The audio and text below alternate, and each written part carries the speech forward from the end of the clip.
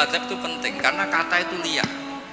Layak dilqadi wa ghadban, seorang yang sedang marah itu tidak boleh punya keputusan penting, baik itu qadi, wali kota atau orang tua atau siapapun. Kata qadi dihilangkan. Tidak boleh kamu mentang-mentang hadisnya qadi, hanya qadi yang nggak boleh bikin keputusan kalau marah. Kalau kiai boleh, kalau orang tua boleh, kalau wali kota boleh. Tidak bisa. Wa ghadban itu kalau sedang marah, kalau sedang lapar boleh, sedang ngempet nguyah boleh, sedang ngempet ngising. Nah, padahal setelah dimaknai pakar-pakar usul fikih, ghadab itu apa? Halatin sing yasu'u khalqu sahibi. Satu keadaan yang orang itu tidak normal. Nah, keadaan tidak normal itu bisa hakin, orang yang ngempet nguyah, ngempet ngising atau banget laparnya. Itu juga nggak boleh bikin keputusan penting. Jadi ghadban bukan lagi dimaknai marah, tapi apa? Satu keadaan di mana orang tidak sedang baik-baiknya. Makanya Imam Syafi'i masyhur itu, kamu jangan rembukan sama orang yang besok gak ada yang dimakan, itu ruwet otaknya itu. Lha sidang madrasah ambek guru-guru sing bar diamuk bojone, wah iku error gitu. Sidang madrasah ambek wong sing sesuk kudu bayar kredit. Mesti tak kok sepundi madrasah saya di pon ngaten mun saya.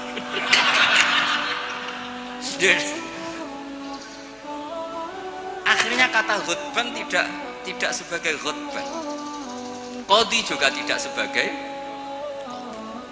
fakta saat bisa babil fahmu. Ijtihad itu menjadikan logika menjadi luas. Nah, orang yang tidak ahli sunnah wal jamaah sidik-sidik hanya kembali ke Quran dan hadis. Betapa bahayanya itu, karena lafaz Quran dan hadis itu bagaimanapun itu lafaz yang pemaknanya bergantung para pakar-pakar usul fikih. Nah, usul fikih ini yang ngerti. Jadi kalau di balaghah bab ini kalau di ilmu lughat begini. Nah, kira-kira seperti itu madzhab Ahlussunnah wal Jamaah. Makanya saya di sini pernah baca kitab ini berkali-kali, juga ada kajian khusus sama keluarga Gus Hakim, Gus Kikin yang sekarang pengasuh di Tebuireng. Saya juga pernah istifadah sama Mbah Mun dan berkali-kali juga pakai kitab Risalah di Sunnah wal Jamaah. Kenapa kita harus bermadzhab? Saya beri contoh betapa bahayanya tidak bermadzhab. Misalnya begini, saya beri contoh yang gampang-gampang saja. Sholat itu kan madhep kiblat. Oke, madhep kiblat. Tapi kita tahu madhep kiblat itu apa? Ya munggamu sholat. Karena nanti kalau kena cangkem elek, lah nak sujud madhep di. Untung sama ndak tau mikir kan. Jadi baru makanya kadang kiai seneng wong goblok, mengko nek diterangno ora mikir. Sajane sholat madhep kiblat ya pas ngadeg tok, lah pas rukuk mek sujud. Tapi baru kayak goblok do ora takok.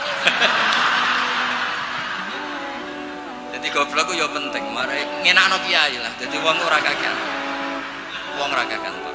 Mulane sampean nak takok, kiai ku kadang seneng santrine goblok timbang sing pinter, kowe ora ora rasane dadi kiai. Ruwet. Karena kena pinter itu ya rodok repot. Nah, setiap bahasa itu mesti merujuk ke mu'dzamul amri, tema utamanya. Sehingga Nabi kalau ngendikan ya al-hajju arafah. Apa haji itu tidak ada tawaf, apa haji itu tidak ada sa'i. Tapi kok Nabi ngendikan al-hajju arafah, mu'dzamul haji arafah. Nah, bahasa-bahasa seperti itu andaikan orang nggak ngerti usul fikih terus maknani al-hajju arafah, sementing wis ning arafah. Nah, iya. Itu kan yo ribet. Jadi intinya itu apapun teks yang Anda baca di Quran dan hadis itu pemaknanya harus ikut ulah. Nah, kalau sampean tanya dalilnya apa Gus?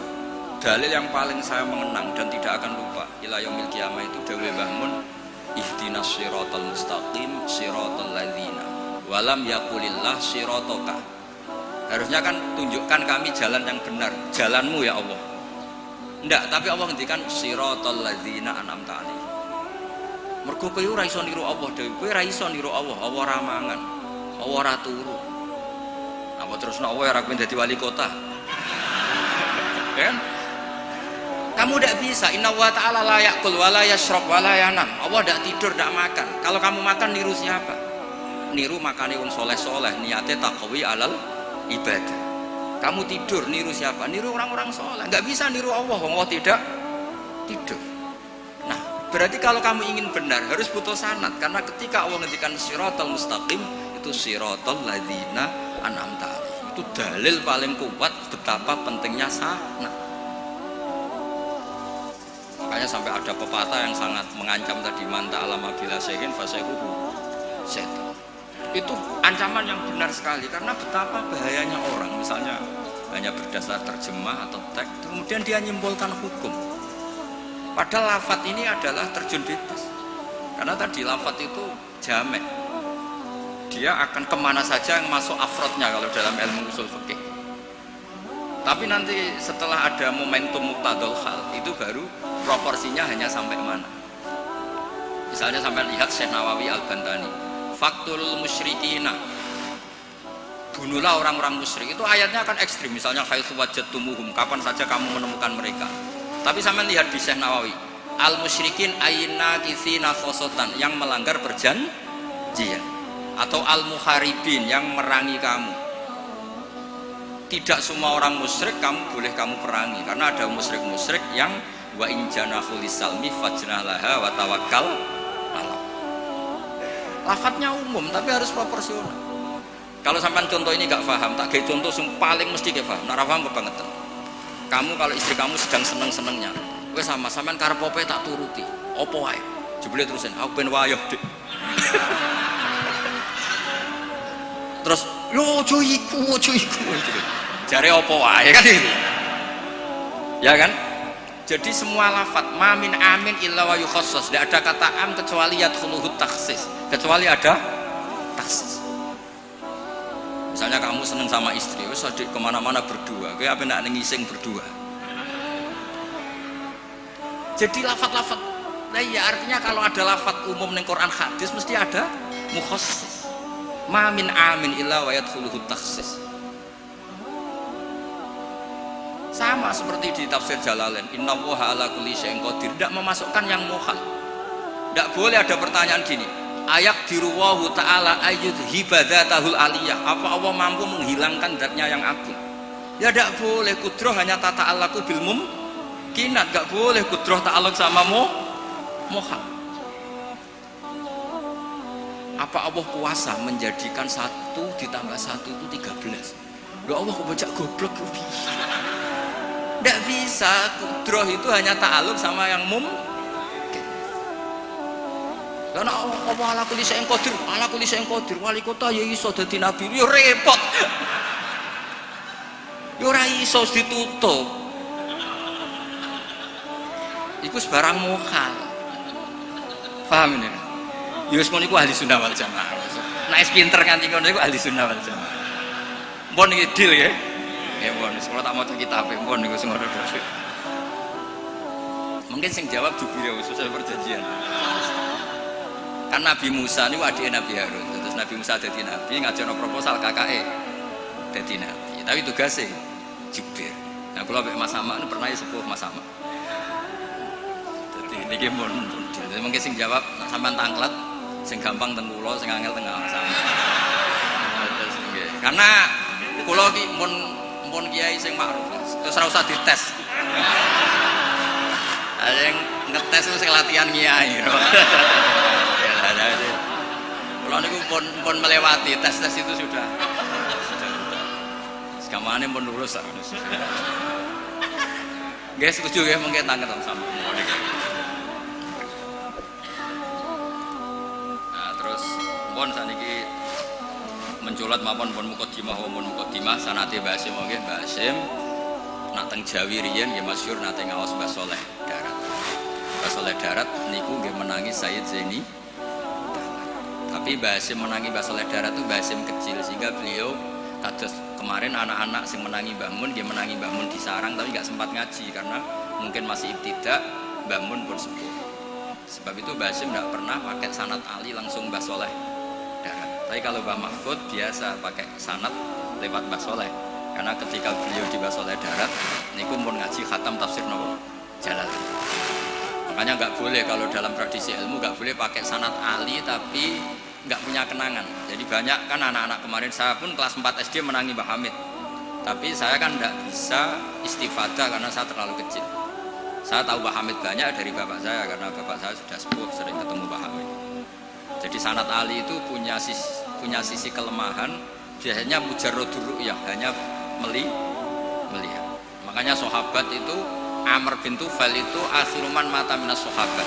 Itu enggak dipakai riwayatnya karena kenangan mbek Nabi piye kok aku dijak bapak jamaah. Jadi mirsani Nabi tapi tidak punya kenangan sami aminan Nabi. Makanya sanad itu bagus nazil. Nazil itu jumlah ke Rasulullah besar banyak, tapi lewat orang-orang yang talaki mulazamah, ketemu orang-orang yang mulazamah. Jadi mendingan sampai Rasulullah lama, tapi lewat orang-orang yang mulazamah. Sehingga sanadnya Mbah Mun misalnya paling suka ya lewat Mbah Karim. Mbah Karim itu lama sekali di Mbah Syekhona Khalil. Kila itu 20 tahun, Mbah Kila 30, khilafnya itu 20 ke atas. Nggak ada yang 20 versus 2 tahun. Kalau zaman ziarah tok banget Mbah Khalil. Ibu pendak banyak karep gitu. Nah itu iya, kalau ziarah yang ingin ngaji itu bawa kitabnya dulu, setelah paham terus kitab itu dibawa. Itu baru ziarah betul itu. Jadi sanad itu kadang-kadang sering bagus yang nazil. Nazil itu lama tapi kredibel. Lah Imam Syafi'i termasuk fanatik sanad nazil. Beliau itu sering ngendikan an Ibnu Umar an Rasulillah, an Abdullah bin Abbas an Ubay bin Ka'ab an Rasulillah. Kenapa muter-muter begitu? Padahal Abdullah bin Abbas juga sahabat, tapi beliau sahabat pas itu kecil, sehingga kenangan dididik Nabi langsung itu tidak banyak. Sehingga kalau ada ilmu banyak, beliau sebetulnya lewat Ubay bin Ka'ab atau lewat Umar bin Khattab. Masyhur itu di sanad sab'ah, misalnya Abdullah bin Sa'ib dari Abdullah bin Abbas, misalnya masih dari Ubay bin Ka'ab. Sama seperti santri sarang sendiri yang menangi Mbah Mun, banyak yang ngaji mahali lewat saya. Akhirnya ke Mbah Mun lewat saya, padahal dia menangi Mbah Mun, tapi kan dia tidak ngaji mahali karena pas itu masih kecil. Paham ya? Terus sanad itu aja mentang-mentang ketemu Pak Hamid terus koyo-koyo ilmumu setingkat wong sing belum ketemu Pak Hamid itu mau Pak Hamid lewat ngendikan terus aku muridnya Mbah Hamid. Insya Allah nak nggo syafaat cukup, tapi ra nggo ngiyai ini. Jadi udah jelas nak nggo syafaat cekap lah. Tapi nak nggo ngiyai mboten. Terus ini supaya sampean ngertos sanad. Nggih kula waos guys. Ini sing tentang aturan bermadzhab sebagaimana yang ditanyakan tadi. Halaman 28 ya. Ini sing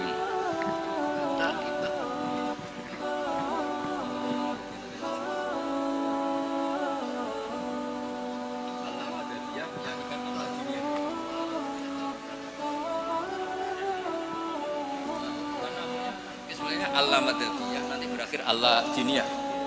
Kalau dimulai dari gak bermadzhab, lama-lama tidak beragama, ya kan? Nah, ya sekuler kan akhirnya ya dimulai dari Allah madadiyah, lama-lama Allah diniyah. Ya jadi jelas tadi ya, jadi dimulai apa? Sanad. Di sini diterangkan Bismillahirrahmanirrahim 28.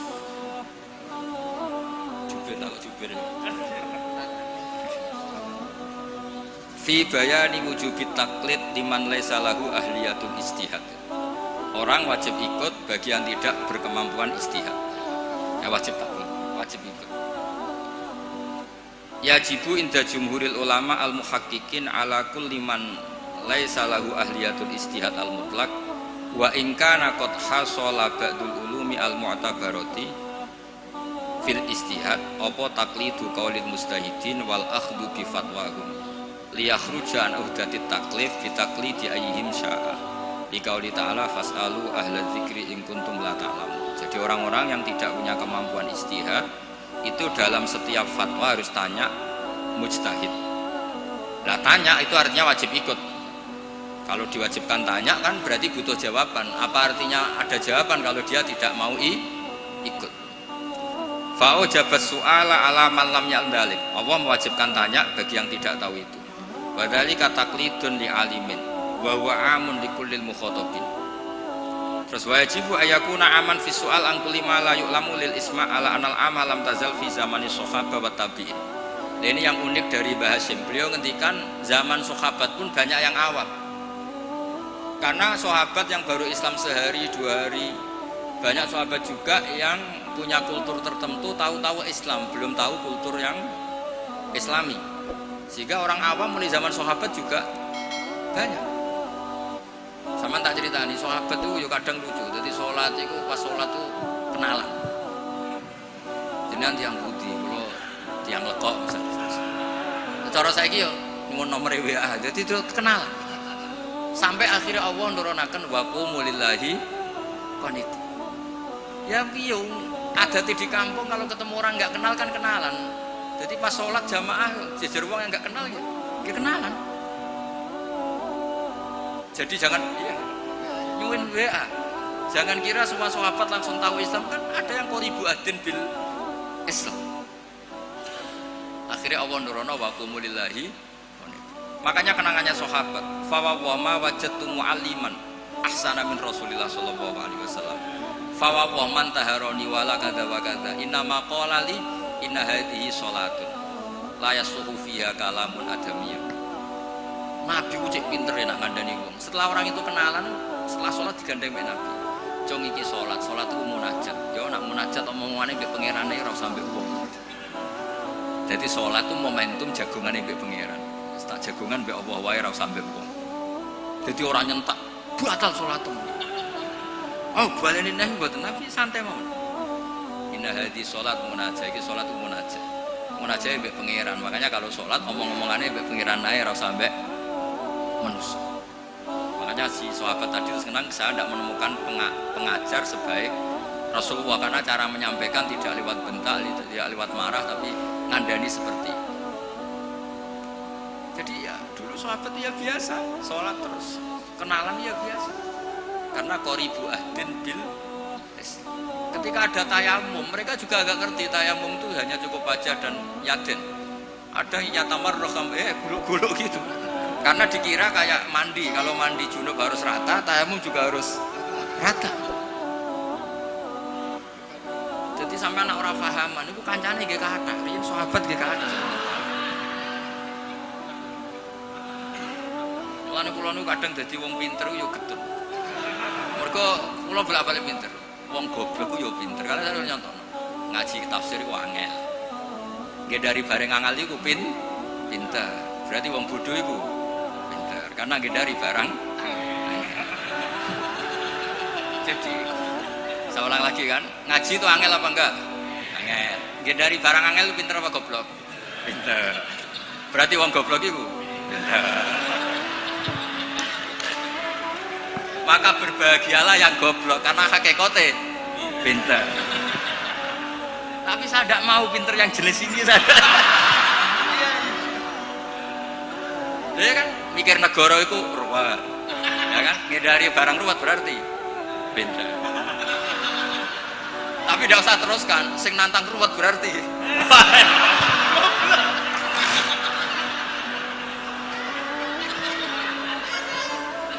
Jadi mungkin di situ ada pepatah, semua ada hikmahnya itu di situ. Jadi wong alim ora susah sebuti. Sinau wis wangel, nak keliru kepleset dibuli wong akeh. Loro. Wis ngono nak wis alim alamah, pengikute iki njuk syafaat. Lho kula nate dicitani bapak-bapak kula, Pak Hamid, Mbah Hamid Mbak Idris nate nangis, nate muwun. Karena banyak orang salam templek, banyak orang ngasih, banyak orang hormat. Kata beliau, Nur aku soleh-solehku dhewe go golek ridane Allah, kok diwales donya. Mesti diwales donya itu kemudian banyak orang memberi uang. Tapi karena Pak Hamid wali betul, artinya uang itu dikasih-kasihkan orang. Jadi wali lomo itu sajane ya rada moh dosa itu. Karena enggak ingin kompensasi kesolehannya menjadi dunia. Makanya syaratnya wali itu kudu lomo. Karena kalau untuk diri sendiri berarti kan hadun nafs. Makanya kenapa ini sirinya, ini baru ini saya buka siri saya, karena ada Pak Idris. Saya tuh kalau mulang bahagia sekali, karena itu satu-satunya cara saya tobat. Saya istighfar tuh nggak ngefek. Tobatnya wong alim iku nak dosane kitmanul ilmi, tobatnya ya mulang. Berarti aku nak pas mulang lebur terus, makanya saya kalau mulang tuh bahagia. Jadi sampean tak anggap perangkat penghilang dosa. Lu ra iso wong alim gak mulang terus sampean istighfar gak bisa. Illal ladzina tabu wa aslahu Wabayanu, tobatnya orang alim harus wabayanu, memberi penjel. Tidak bisa istighfar. Makanya saya kalau ngajar tuh bahagia sekali, karena itu satu-satunya cara ngilangi dosa. Pak pejabat lunga kan tuh SPJ Pak ya. Satu-satunya untuk uang legal ya ana cara lunga SPJ. Wong alim ya gitu, sama sebenarnya pola sosial itu sama. Ini buatan guyon ini tenang. Kenapa kalau saya ngajar tuh bahagia sekali? Karena itu cara saya untuk menghilangkan dosa. Dosa kitmanul. Ya, makanya semua ulama kalau ngajar tuh bahagia sekali. Yang ngajar tidak harus seperti ini ya, kayak Pak Hamid lewat akwal, ada yang ngajar lewat akwal, ada yang ngajar lewat mau'idhah. Tapi semua perangkat itu untuk tabyin, untuk memberi penjelasan. Dulu Pak Hamid itu kan punya mercy, uangnya banyak dan semua orang menghormati. Ada orang agak drengki, agak iskal, itu jari wali kok nikmati dunia. Singkat cerita orang ini dijak naik mersinya Pak Hamid, disuruh megang gelas Pak Hamid, masyhur cerita itu, megang gelas penuh air. Terus kata Pak Hamid, ini pegang nggak oleh kocak, engkau melaku-laku be aku, naik mersi, kursinya juga longgar, gak dosokan, muter-muter Pasuruan. Terus Pak Hamid tanya, enak versi saya? Enak sepunti ora kober, jogo gelas ben boten kocak. Jare paham, ya wis ngene iku hubunganku mek Allah sing tak jaga iku ridane Allah ning aku wis ora roh donya. Ya kayak kamu naik Mercy tapi fokus jaga gelas air. Jadi wali-wali itu untuk duniawi itu sudah ada ngefek karena punya masyhur, punya syagil. Ya seperti saya itu kata orang banyak itu. Misalnya ya, saya kata orang banyak itu terkenal, saya tidak tahu terkenal mana tidak tahu. Yang saya jaga hubungan Allah dengan saya, kalau saya betul orang alim harus mulang, kalau saya betul orang bodoh harus ngaji. Tapi ngaji bek sampean kan berat.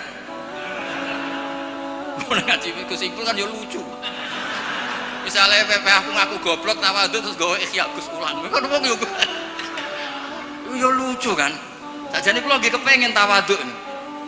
Lan apuran kula tak butuh ikhya Gus teng jenengan. Akhirnya pilihannya kan loro, ngaku alim wajib mulang, nah ngaku bodoh kudu ngaji. Kalau betul sombong misalnya kiai latihan terus kalau betul ikhya sing mriyang kiai ini nembuk kulane. Saake kan?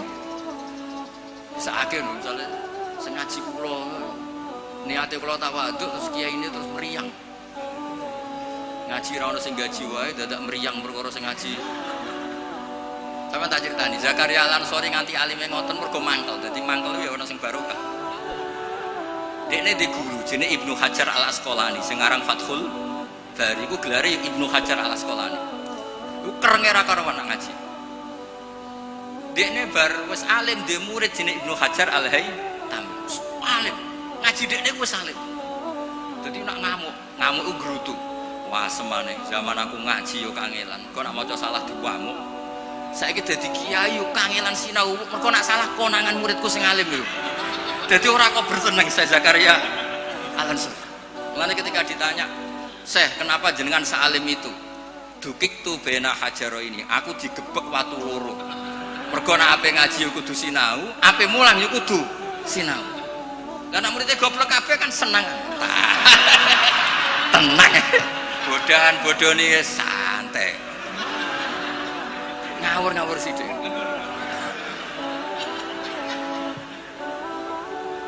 Artinya ngene lho, siapapun yang merasa alim dia sebaiknya ndak usah ngaji, itu boten tawadhu, itu ganggu pun ning mana itu. Mun iki deal nggih. Mun ngaji rilek-rilek mawon boten usah koyo ya mempertahankan ahli sunnah apa? Jamaah biasa. Pokoke inna hadzal dina matinun fa'ughilu fihi birifqin. Agama ini sudah kokoh, sudah mantap. Kamu tidak usah berlebihan. Kamu tidak usah berlebihan kampanye 1 tambah 1 2 karena sudah mantap. Santai mawon. Ya santai mawon pun akan terus wa yattabi'unahum fil ahkam terus fa innahum yubadiruna ila ijabati su'alihim min ghairi isyaratin ila dzikrid dalil. Karena yang tanya orang awam ya cukup dijawab, tidak menyebut dalil. Nah sekarang yang awam pun nak dijawab kiai ada hadisnya enggak? Definisi hadis roh takok. Kadang dia tanya, itu hadisnya sahih mbak? Enggak, tak tanya. Hadis itu apa? Aneh-aneh orang saya ribet ya.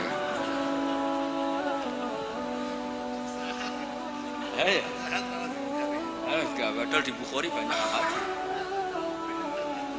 Ya ribet. Kalau sampean tanya, berarti nanti yang tanya juga termasuk orang yang bikin ribet.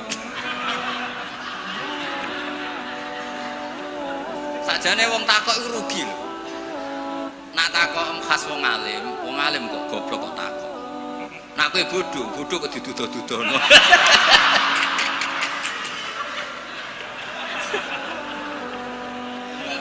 Lo pernah lho. Gus Zofur pernah seminar di Kalimantan atau Sulawesi itu banser Gus Zofur. Banser semangat. Itu setiap seminar NU kan mesti tentang Mbah Hasyim. Itu ada yang tanya, Mbah Hasyim itu siapa? Kaget sih. Orang acara NU orang tanya Mbah Hasyim itu siapa? Iya, kaget kan. Nanti jangan-jangan sampean tanya mazhab itu apa loh? Banyak orang yang orang paham itu wali itu apa? Padahal wali kota repot. Jadi orang tanya itu kadang ribet. Lu Kanjeng Nabi kena wong awam ya cara Jawa kaku ati. Takok apa itu kadang iya. Ya Muhammad, oke kamu punya Tuhan sendiri. Tapi Tuhanmu itu apa? Min dhahabin, au nukhasin, au khosyabin, au hajarin. Karena mereka orang awam. Taunya yang dipertuhan itu ya benda. Sehingga mereka tanya, oke Muhammad kamu punya Tuhan lalu min dhahabin, apa fidotin, apa khosyabin, apa hajarin. Sampai akhirnya turun qul huwallahu. Maka penanya itu harus hati-hati ya. Kemungkinannya dua tadi. Kalau kamu orang pinter, wong pinter kok takut. Nak aku yang bodoh kok dituduh-tuduh. Ini untuk ben kok sing takok ora ono. Lah nak ngetes wong drengki berarti ya. Kalau niatnya ngetes berarti napa? Drengki.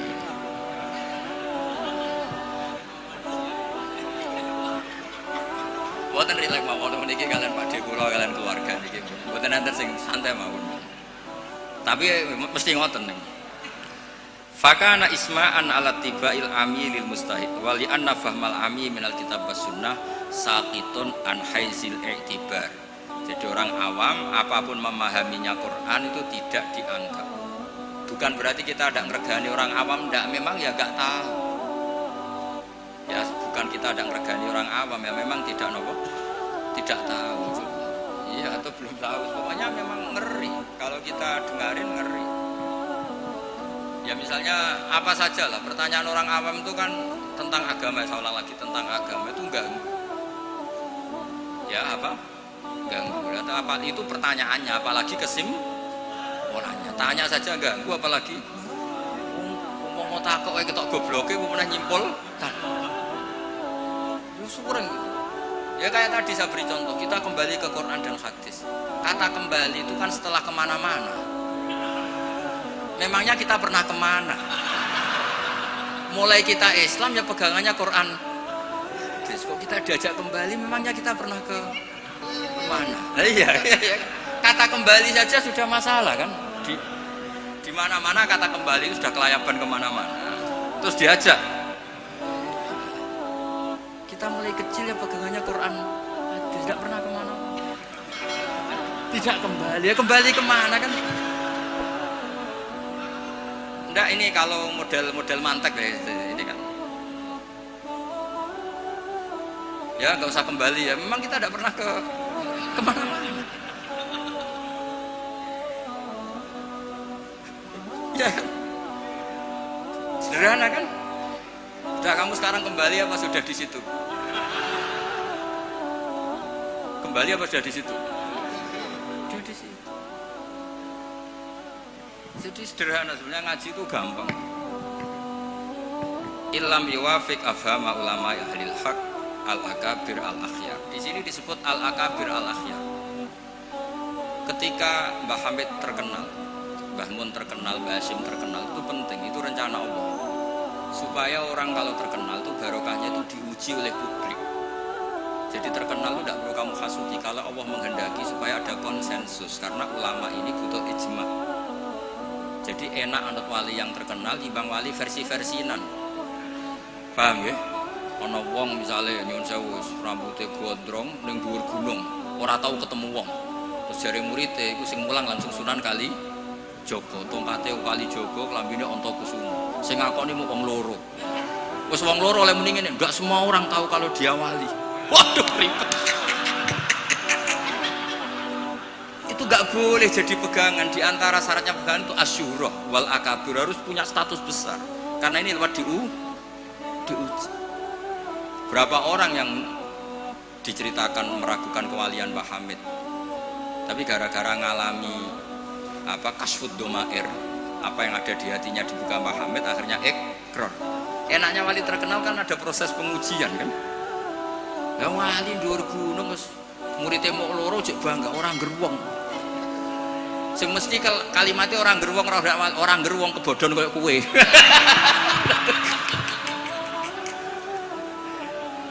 Itu kan kayak bakul jamu.